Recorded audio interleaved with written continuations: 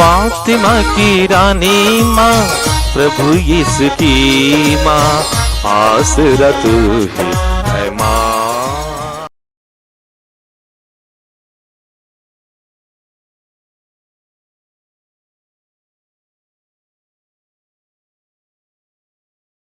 पहला पाठ उत्पत्ति का ग्रंथ, अध्याय 19, पद संख्याएं 15 से 29 तक। स्वर्गदूतों ने यह कहते हुए लोत से अनुरोध किया, जल्दी कीजिए, अपनी पत्नी और अपनी दोनों पुत्रियों को ले जाइए, नहीं तो आप भी नगर के दंड के लपट में नष्ट हो जाएंगे। वह हिचकिचाता रहा, इसलिए स्वर्गदूत उसकी पत्नी और उसके दोनों पुत्रियों का हाथ पकड़कर नगर के बाहर ले चले, क्योंकि प्रभु लोत को बचाना चाहता था। नगर के बाहर पहुंचकर एक स्वर्गदूत ने कहा, जान बचाकर भाग जाइए, पीछे मुड़कर मत देखिएगा और घाटी में कहीं भी नहीं रुकिएगा। पहाड़ पर भाग जाइए, नहीं तो आप नष्ट हो जाएंगे। लोत ने उत्तर दिया, महोदय, यह नहीं होगा। आपने मुझ पर दया दृष्टि की और मेरे जान बचाकर मेरा बड़ा उपकार किया। यदि मैं पहाड़ पर भाग जाऊं तो मैं विपत्ति से नहीं बच सकूंगा और निश्चय ही मर जाऊंगा। देखिए, सामने की नगरी अधिक दूर नहीं है, मैं वहां शीघ्र ही पहुंच सकता हूं। मुझे वहां शरण लेने दीजिए। यह एक छोटी सी जगह है, मैं वहां सुरक्षित होऊंगा। स्वर्गदूत ने उत्तर दिया, आपका यह निवेदन मुझे स्वीकार है। मैं इस नगरी का विनाश नहीं करूंगा। शीघ्र ही वहां भाग जाइए। जब तक आप वहां नहीं पहुंचेंगे, तब तक मैं कुछ नहीं करूंगा। इस कारण वह नगरी सोवर कहलाती है। जिस समय पृथ्वी पर सूर्य का उदय हुआ और लोत सोवर पहुंचा, उस समय प्रभु ने सोदोम और गोमोरा पर आकाश से गंधक और आग बरसाई। उसने उन नगरों को, सारी घाटी को, उसके समस्त निवासियों को और उसके सभी पेड़ पौधों को नष्ट कर दिया। लोत की पत्नी ने, जो उसके पीछे चल रही थी, मुड़कर देखा और वह नमक का खंभा बन गई। दूसरे दिन सवेरे ही इब्राहिम उस जगह पहुंचा जहां वह प्रभु के साथ खड़ा हुआ था। उसने सोदोम, गोमोरा और सारी घाटी पर दृष्टि दौड़ा कर देखा कि भट्ठी के धुएं की तरह भूमि पर से धुआं ऊपर उठ रहा है। इस पर जब ईश्वर ने घाटी के नगरों का विनाश किया, तो उसने इब्राहिम का ध्यान रखा और लोत की रक्षा की। जब उसने उन नगरों का विनाश किया जहां वह रहता था। प्रभु की वाणी। ईश्वर को धन्यवाद। भजन अनुवाक्य। हे प्रभु, मैं तेरे प्रेम का मनन करता रहता हूँ। हे प्रभु, मैं तेरे प्रेम का मनन करता रहता हूँ। हे प्रभु, मुझे परख, मेरी परीक्षा ले, मेरे हृदय और अंतःकरण की जांच कर। मैं तेरे प्रेम का मनन करता रहता और तेरी सच्चाई के मार्ग पर चलता हूँ। अनुवाक्य। हे प्रभु, मैं तेरे प्रेम का मनन करता रहता हूँ। हे प्रभु, मैं तेरे प्रेम का मनन करता रहता हूँ। मुझे पापियों के साथ ना मिला और न उन हत्यारों के साथ ही जिसके हाथ कुकर्मों से दूषित हैं और रिश्वत से भरे रहते हैं। अनुवाक्य। हे प्रभु, मैं तेरे प्रेम का मनन करता रहता हूँ। हे प्रभु, मैं तेरे प्रेम का मनन करता रहता हूँ। मैं तो धर्म के मार्ग पर चलता हूँ। हे प्रभु, दयापूर्वक मेरा उद्धार कर। मेरे पैर सन्मार्ग से नहीं भटकेंगे। हे प्रभु, मैं भारी सभा में तुझे धन्य कहूँगा। अनुवाक्य। हे प्रभु, मैं तेरे प्रेम का मनन करता रहता हूँ। हे प्रभु, मैं तेरे प्रेम का मनन करता रहता हूँ। जय घोष। हालेलुया। प्रभु ही मेरा आसरा है। मेरी आत्मा उसकी प्रतिज्ञा पर भरोसा रखती है। हालेलुया। प्रभु आप लोगों के साथ हो और आपकी आत्मा के संत साथ। मत्ती के अनुसार पवित्र सुसमाचार। हे प्रभु, तेरी महिमा हो। अध्याय 8 पद संख्याएं 23 से 27 तक। यीशु नाव पर सवार हो गए और उनके शिष्य उनके साथ हो लिए। उस समय समुद्र में एकाएक इतनी भारी आंधी उठी कि नाव लहरों से ढकी जा रही थी, परंतु यीशु तो सो रहे थे। शिष्यों ने पास आकर उन्हें जगाया और कहा, प्रभु हमें बचाइए, हम डूब रहे हैं।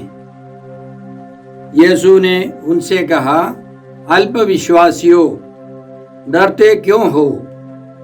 तब उन्होंने उठकर वायु और समुद्र को डांटा और पूर्ण शांति छा गई। इस पर वे लोग अचंभे में पड़कर बोल उठे, आखिर यह कौन है? वायु और समुद्र भी इनकी आज्ञा मानते हैं। प्रभु का सुसमाचार। हे क्रिस्त, तेरी स्तुति हो। जय यीशु क्रिस्त में प्रिय भाई बहनों, आज का पहला पाठ उत्पत्ति ग्रंथ अध्याय 19 से है, पद संख्याएं 15 से 29 तक। इसमें हमने सुना कि ईश्वर की एक विशेष योजना, वह है सोदोम और गोमोरा नामक 2 नगरों का विनाश करने वाला है। इसलिए 2 स्वर्गदूतों को ईश्वर ने भेजा। स्वर्गदूतों ने यह कहते हुए लोट से अनुरोध किया, जल्दी कीजिए, अपनी पत्नी और अपनी दोनों पुत्रियों को ले जाइए, नहीं तो आप भी नगर के दंड के लपेट में नष्ट हो जाएंगे। इसलिए स्वर्गदूतों ने उनको नगर के बाहर ले जाकर एक स्वर्गदूत ने उनको समझाया, जान बचाकर भाग जाइए, पीछे मुड़कर मत देखिएगा और घाटी में कहीं भी नहीं रुकिएगा। पहाड़ पर भाग जाइए, नहीं तो आप नष्ट हो जाएंगे। वे भाग रहे थे तो रास्ते पर लोट की पत्नी ने पीछे मुड़कर देखा और उसके बारे में हमने सुना। लोट की पत्नी ने जो उसके पीछे चल रही थी मुड़कर देखा और वह नमक का खंभा बन गई, वह विनष्ट हो गई। लेकिन लोट और उसकी 2 बेटियां बच गए। बाकी सारे नगर सब कुछ बर्बाद हो गया। और अंतिम में हमने सुना ईश्वर ने घाटी के नगरों का विनाश किया, तो उसने इब्राहिम का ध्यान रखा और लोट की रक्षा की। तब उसने उन नगरों का विनाश किया जहां वह रहता था। याद रखे, सोदोम और गोमोरा के लोग बहुत पाप करते रहे, उनका विनाश हो गया। इसी तरह जो पापी है उनका अंत भयंकर है। दूसरा है कि लोट इब्राहिम के साथ गया था। ईश्वर ने इब्राहिम से कहा था अपने देश, अपने कुटुंब और अपने परिवार को छोड़ दो, लेकिन इब्राहिम ने अपने भतीजे पर दया की, कुछ समझौता करते हुए उसको भी साथ ले लिया। उसका परिणाम यह है कि वे सब कुछ छोड़कर भाग गए। वे बच गए, लेकिन सारी संपत्ति सब बर्बाद हो गई। आगे चलकर लोट से अपनी बेटियों से 2 पुत्र हुए। एक का नाम मोआब रखा, जिससे मोआबियों का जन्म हो गया। दूसरे का नाम बेनम्मी रखा, वह आजकल के अम्मोनियों का मूल पुरुष है। ये सब इब्राहिम की संतान के रिश्तेदार होने पर भी युद्ध, उनके बीच में लड़ाई झगड़ा, युद्ध चलते रहे।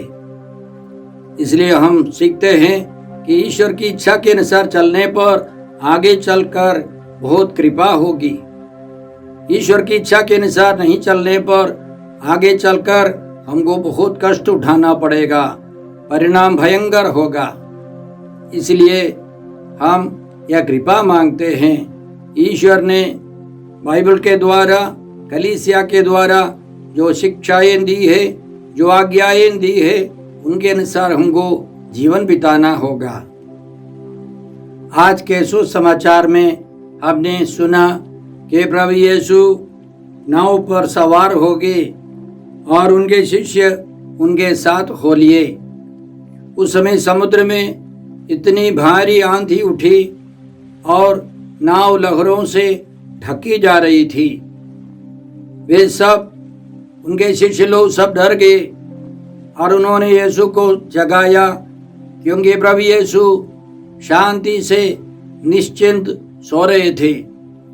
उन्होंने जगाकर कहा, प्रभु हमको बचाइए, हम डूब रहे हैं। प्रभु यीशु ने उठकर पहले उनको डांटा, अल्पविश्वासियों, डरते क्यों हो? और फिर यीशु ने वायु और समुद्र को डांटा, आंधी तूफान को डांटा और पूर्ण शांति छा गई। इसके बाद आने वाली घटना से हमको मालूम हो जाता है कि प्रभु यीशु उस पार गदरेनियों के प्रदेश में पहुंचकर 2 अवधूत ग्रस्तों को अवधूतों से मुक्त करने वाले थे। उनको अवधूतों से बचाया और वे पूर्ण रूप से चंगे हो गए। लेकिन वहां के निवासियों ने उन व्यक्तियों से ज्यादा, उनके जीवन से ज्यादा सूअरों को महत्व दिया, क्योंकि वे शैतान सूअरों में जा घुसे थे। वे समुद्र में कूदकर उसी पानी में डूबकर मर गए थे। उन्होंने यीशु का तिरस्कार किया। यीशु से आग्रह किया और प्रभु यीशु लौट आए।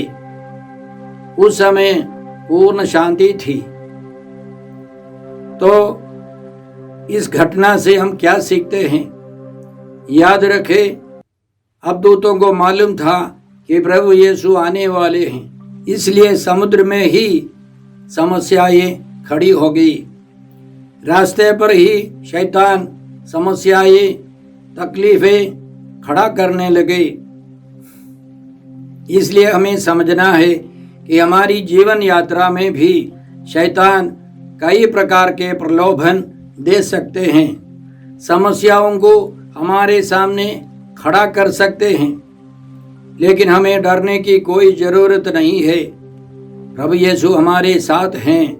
प्रभु यीशु शैतान पर विजयी हैं। शैतान पर यीशु को पूर्ण अधिकार है।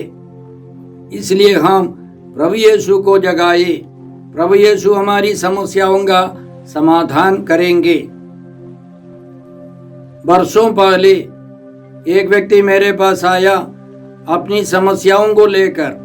व्यक्तिगत, पारिवारिक और सामाजिक समस्याओं से वह बहुत परेशान था, बहुत निराश था। उसने कहा, मैंने आत्महत्या करने के लिए कई बार प्रयास किया, लेकिन मैं सफल नहीं रहा। मैंने उस आदमी से कहा, आंखें बंद कीजिए और प्रभु को देखिए कहाँ है प्रभु। अपनी नाव में यीशु है कि नहीं? शायद यीशु सो रहे हैं। और मैंने उनसे पूछा, आपकी दृष्टि कहाँ है? आप किन किन समस्याओं पर ध्यान देते हैं? उनको धीरे धीरे समझ में आने लगा। मैंने देखा कि उसका चेहरा चमकने लगा, शांति आने लगी। मैंने पूछा, प्रभु यीशु कहाँ है? तो उसने आंख बंद करते हुए कहा, मेरे पीछे प्रभु यीशु सो रहे हैं। आप किसको देख रहे हैं? मैं अपनी समस्याओं को देखता हूं। तो यीशु को जगाने के लिए आपको क्या करना होगा? तो बोलता है, मुझे मुड़कर प्रभु यीशु को जगाना है। मैंने कहा, ऐसे कीजिए। थोड़ी देर के बाद वह बहुत खुश हो गया। आंखें खोलकर वह कहने लगा, फादर, अब मैं समझ गया। मैंने अपनी समस्याओं को देखा, प्रभु यीशु को नहीं देखा, प्रभु यीशु को नहीं जगाया। अब से मैं प्रभु यीशु की ओर दृष्टि लगाऊंगा, उनसे बातें करूंगा, उनकी बातें मानूंगा। मैंने उनको समझाया, यही स्तोत्र ग्रंथ में लिखा है, प्रभु की ओर दृष्टि लगाओ, आनंदित हो, तुम कभी निराश नहीं होगे। वह बहुत खुश होकर चला गया। भाई और बहनों, हमारे जीवन में भी इसी तरह प्रभु यीशु हमारी नाव में सो रहे होंगे, उनको जगाना होगा। व्यक्तिगत प्रार्थना होनी चाहिए, पारिवारिक प्रार्थना होनी चाहिए, सामाजिक प्रार्थना होनी चाहिए। हमें बाइबल पढ़कर, प्रभु का वचन पढ़कर उनसे शक्ति पाना है। तब प्रभु यीशु हमारे जीवन को बदल देंगे। आज के सुसमाचार के अंतिम में यह चर्चा हमने सुनी। शिष्यों के बीच में यह चर्चा उठी, आखिर यीशु कौन है? वायु और समुद्र भी यीशु की आज्ञा मानते हैं। शिष्य लोगों को ठीक से समझ में नहीं आ रहा था कि यीशु कौन है। यीशु के बारे में सही समझ केवल पवित्र आत्मा दे सकता है। इसलिए संत पौलुस कुरिन्थियों के नाम पहले पत्र अध्याय 12 में हमको समझाते हैं, मैं आप लोगों को बता देता हूं कि कोई ईश्वर के आत्मा से प्रेरित होकर यह नहीं कहता यीशु शापित हो, और कोई पवित्र आत्मा की प्रेरणा के बिना यह नहीं कह सकता यीशु ही प्रभु हैं। प्रभु यीशु ही प्रभु हैं, यह समझना, इसकी घोषणा करना पवित्र आत्मा की प्रेरणा से हो सकता है। नहीं तो हम लोग यीशु के बारे में सही रूप से नहीं जान सकते हैं। कई लोग प्रभु यीशु को केवल एक व्यक्ति मानते, कई लोग यीशु को केवल एक नबी मानते, कुछ लोग एक देवता मानते होंगे, लेकिन ईश्वर के पुत्र मुक्तिदाता के रूप में स्वीकार करने के लिए पवित्र आत्मा की प्रेरणा चाहिए। समय समय पर यह अच्छा रहेगा कि हम व्यक्तिगत रूप से यह सवाल उठाए, आखिर प्रभु यीशु कौन है, मेरे लिए प्रभु यीशु कौन है। समय समय पर पवित्र आत्मा हमको प्रेरणा देता रहेगा। यीशु ही प्रभु हैं, यीशु ही एकमात्र मुक्तिदाता है, यह समझ केवल पवित्र आत्मा दे सकता है। हम यह भी वचन से सुनते हैं, पढ़ते हैं, आप प्रभु यीशु में विश्वास कीजिए तो आपको और आपके परिवार को मुक्ति मिलेगी। प्रभु यीशु को जानना सर्वश्रेष्ठ लाभ है, इसकी तुलना में सब कुछ बेकार है। प्रभु यीशु को जानना, उनको प्यार करना, उनमें विश्वास करना अनंत जीवन है। पिता ईश्वर से यीशु की प्रार्थना में इस प्रकार यीशु कहते हैं, वे तुझे एक ही सच्चे ईश्वर को और यीशु मसीह को जिसे तूने भेजा है जान ले, यही अनंत जीवन है। प्रभु यीशु को जानना, पिता ईश्वर को जानना, पवित्र आत्मा ईश्वर को जानना, यही अनंत जीवन है। रोटियों को बढ़ाकर खिलाने के बाद दूसरे दिन लोगों ने प्रभु यीशु से पूछा, ईश्वर की इच्छा पूरी करने के लिए हमें क्या करना चाहिए? यीशु ने उत्तर दिया, ईश्वर की इच्छा यह है, उसने जिसे भेजा है उसमें विश्वास करो। आगे यीशु यह भी कहते हैं, मेरे पिता की इच्छा यह है कि जो पुत्र को पहचान कर उसमें विश्वास करता है उसे अनंत जीवन प्राप्त हो, मैं उसे अंतिम दिन पुनर्जीवित कर दूंगा। तो प्रभु यीशु को जानना, उनमें विश्वास करना, उनको प्यार करना, उनको पूर्ण रूप से अपनाना, यह सब विशेष कृपा है। केवल दिमाग से हम यीशु को नहीं समझ पाएंगे। इसलिए भाई और बहनों, हम यह कृपा मांगते हैं, प्रभु यीशु को जाने, उनको पहचाने, उनको प्यार करे, उन पर भरोसा रखे, उन पर विश्वास रखे। हे पिता ईश्वर, हे प्रभु यीशु, हे पवित्र आत्मा ईश्वर, आज के सारे पवित्र वचनों के लिए हम तुझे धन्यवाद देकर प्रार्थना करते हैं कि हम सबों की सुरक्षा हो। साथ साथ हम प्रभु यीशु को जानकर उनमें विश्वास कर मुक्ति का अनुभव करें। हम यह प्रार्थना करते हैं प्रभु क्रिस्त के द्वारा। हमारे प्रभु यीशु क्रिस्त की कृपा, ईश्वर का प्रेम और पवित्र आत्मा का साहचर्य आप सबों को प्राप्त हो। आमीन।